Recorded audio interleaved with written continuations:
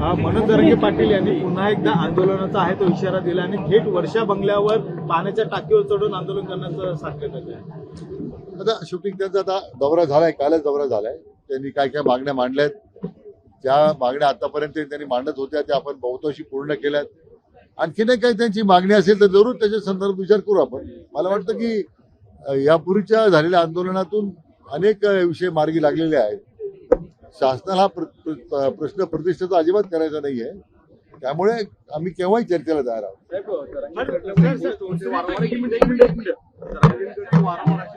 अनेक नेत्यांचे अनेक मंत्र्यांच्या नकला करण्याचा प्रकार होतो. एक ज्येष्ठ नेत्यांचे असतील नेत्यांची मारमर्यादा सुद्धा पाळली जाताना दिसत नाही. त्याच्यावर मी काय भाष्य करणार नाही, कारण शेवटी त्यांना माझी विनंती करायची, त्यांना आवाहन करायचं की आपण अशा पद्धतीने वक्तव्य करून आपल्या ज्या मूळ मागण्या आहेत समाजाप्रती, समाजासाठी आपण जे धडपड करतोय प्रश्न मार्गी लावण्याकरता, त्याला मग अडथळे येत राहतात.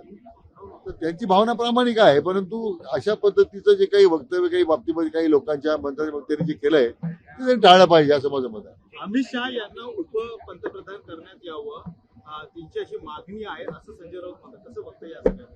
संजय राऊत कसं आहे, अमित भाईंनी उपपंतप्रधान व्हावं ही चर्चा अनेक दिवसाची आहे. पण ते संजय राऊत मला वाटतं त्यांच्या वक्तव्यावर आपण काय बोलणार आहे. संजय राऊताचं प्रत्येक वक्तव्य हे त्यांनाच घातक ठरत चाललेलं आहे. मला वाटतं मी सुरुवातीला एकदा म्हटलं होतो की ते जे बोलतील त्याच्यात वास्तव काय हे आपण समजून घेतलं पाहिजे. अमित भाई राष्ट्रीय नेते आहेत, आपली पातळी जी आहे संजय राऊतांची ती नगरपालिकेच्या वॉर्डातली आहे. कशाला ते चर्चा करतात. जलसंपदा नियमन प्राधिकरणाचा आज 21वा वर्धापन दिन होता. त्या निमित्तानं राज्यासमोर असणारी जी आव्हानं आहेत याच्याबद्दल विस्तारानं चर्चा व्हावी आणि त्या संदर्भामध्ये पहिल्याच असा प्रकारचा प्रयत्न आपण केलेला होता प्राधिकरणाच्या माध्यमातून. आज उद्घाटनाच्या प्रसंगी माननीय मुख्यमंत्री महोदयांनी प्राधिकरणासमोर असणारी जी आव्हानं आहेत, त्याचबरोबर आमच्या जलसंपदा विभागाच्या समोर असणारी जी आज आव्हानं आहेत, येत्या काळामध्ये पाण्याच्या संदर्भामध्ये त्याचं नियमन कसं करता येईल, प्रत्येक विभागातून पाण्याच्या मागणीचा दबाव वाढत जाणार आहे. वाढतं शहरीकरण, गावांचा विस्तार, शेतीचं पाणी कमी करून नागरी वस्तीकडे वळवलं जाते, ते शेतीला पाणी देण्याचे आव्हान, अशा अनेक विषय आहेत. त्या प्राधिकरणाच्या माध्यमातून त्याचं नियमन करून आपल्याला जर हे काम जर चांगलं करता आलं तर निश्चितपणे याचा फायदा राज्यातील प्रत्येक समाजाच्या उद्योगाला होईल. व्यवसाय, उद्योग, शहरीकरणाचा आणि त्याचबरोबर शेतीला सुद्धा फायदा होईल. त्या दृष्टीने मला वाटतं आता या चर्चासत्रातून आज 21 आम्ही त्यातून आता हा काही निर्णय करतोय.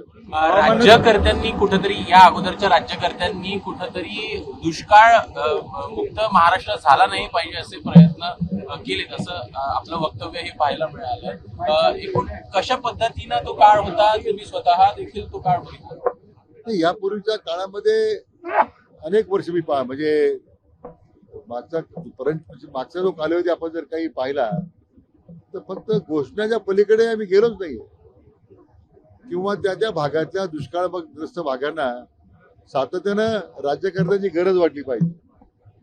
परंतु मला वाटतं माननीय देवेंद्रजी 14 ते 19 मुख्यमंत्री असताना पहिल्यांदा एक प्रयत्न केला गेला की ज्यामध्ये प्रलंबित प्रकल्प लवकर पूर्ण करून दुष्काळी भागाला कसं पाणी देता आलं पाहिजे या दृष्टीने प्रयत्न झाले. आता सुद्धा जे प्रलंबित प्रकल्प आहेत याला सुद्धा अतिशय चालना देऊन यामध्ये आधुनिकताची जोड देत हे प्रकल्प लवकर पूर्ण व्हावेत. आज विदर्भाचा निळगंगा वैनगंगा प्रकल्प असेल, उल्हास गोदावरीचा मराठवाडा आणि उत्तर महाराष्ट्राकरता असेल, आज मला वाटतं पहिल्यांदा एखाद्या मुख्यमंत्र्यांनी घेतलेला पुढाकार दुष्काळमुक्त महाराष्ट्र करण्याचे फक्त पुरी भाषणे झाले, पण वास्तवामध्ये आणण्याचं काम आज देवेंद्रजी करतायत.